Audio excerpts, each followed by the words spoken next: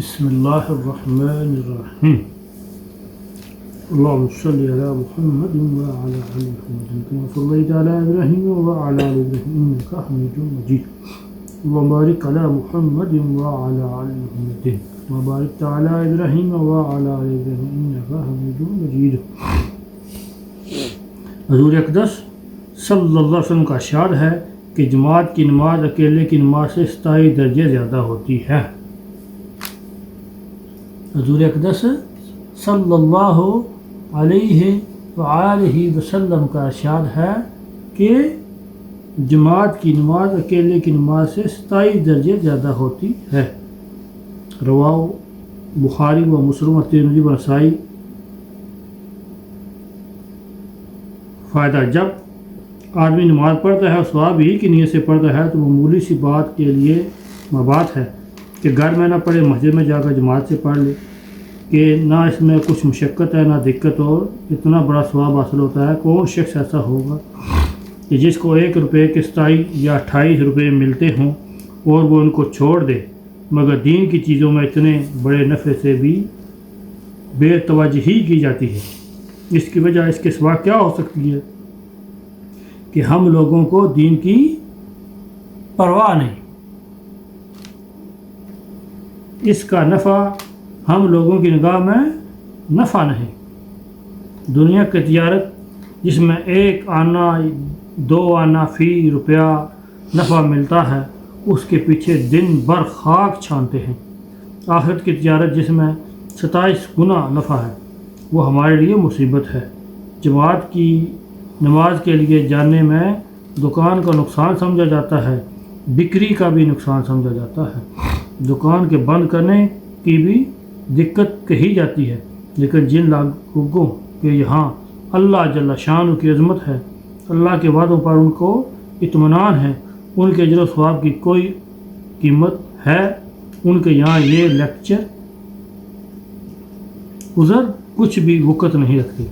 ایسے ہی لوگوں کی اللہ جل شانہ نے کلام پاک میں تعریف فرمائی ہے کہ رجال لا تلہیہم تجارت، تیسرے باب کے شروع میں پوری آیت ما ترجمہ موجود ہے۔ اور صحابہ کرام رضی اللہ عنہ اجمعین کا جو معمول اذان کے بعد اپنی تجارت کے ساتھ تھا، وہ حکایت صحابہ کے 5ویں باب میں مختصر طور پر گزر چکا۔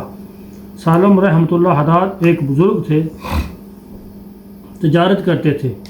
جب اذان کے بعد سنتے تو رنگ متغیر ہو جاتا اور زد پڑ جاتا، بے قرار ہو جاتے، دکان کھلی چھوڑ کر کھڑے ہو جاتے اور یہ شعر پڑھتے۔ کیڑے شعر؟ جب تمہارا منادی مؤذن پکارنے کے واسطے کھڑا ہو جاتا ہے تو میں جلدی میں کھڑا ہو جاتا ہوں، ایسے مالک کی پکار کو قبول کرتا ہوں جس کی بڑی شان ہے، اس کا کوئی مثل نہیں۔ جب منادی مؤذن پکارتا ہے تو میں بحالت نشاط اطاعت و فرمانبرداری کے ساتھ جواب میں کہتا ہوں، اے افضل و بزرگی والے، لبیک، یعنی حاضر ہوں۔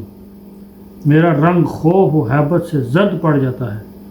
اس پاک ذات کی مشغولی مجھے ہر کام سے بے خبر کر دیتی ہے، اور حق تعالی اور تمہارے حق کی قسم، تمہارے ذکر کے سوا مجھے کوئی چیز بھی لذیذ معلوم نہیں ہوتی، اور تمہارے سوا کسی کے ذکر میں بھی مجھے مزہ نہیں آتا۔ دیکھیے زمانہ مجھ کو اور تم کو کب جمع کرے گا، اور مشتاق تو جب بھی خوش ہوتا ہے جب اجتماع نصیب ہوتا ہے۔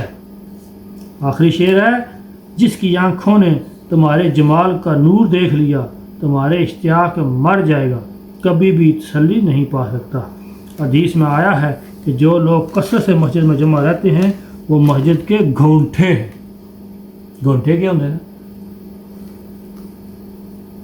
جنہوں آدھے نے پاوے جڑے تھمیاں بشکار دیتیاں ہوئی ہیں کوٹھیاں میں، فرشتے ان کے ہم نشین ہوتے ہیں۔ اگر وہ بیمار ہو جائیں تو فرشتے ان کی یاد کرتے ہیں، اور وہ کسی کام کو جائیں تو فرشتے ان کی عنایت کرتے ہیں۔ جی یہ ہے جماعت دی نماز دا ثواب۔ اللہ معاف کرے۔ ساڈی جماعت دی نماز کیڑی ہوندی ہے؟ صرف جمعے کے جمعے۔ جمعے کی جمعہ مسجد بھری ہوتی ہے تو اصل کے ٹائم تو کوئی بندہ ہی نہیں ہوتا اسے دیہڑے ہی جی اللہ پاک سانو اس گل کی سمجھ عطا فرما دے ایک دے ستائیاں دا یقین آ جائے اللہ دے نبی صلی اللہ علیہ وسلم کی گل دا یقین آ جائے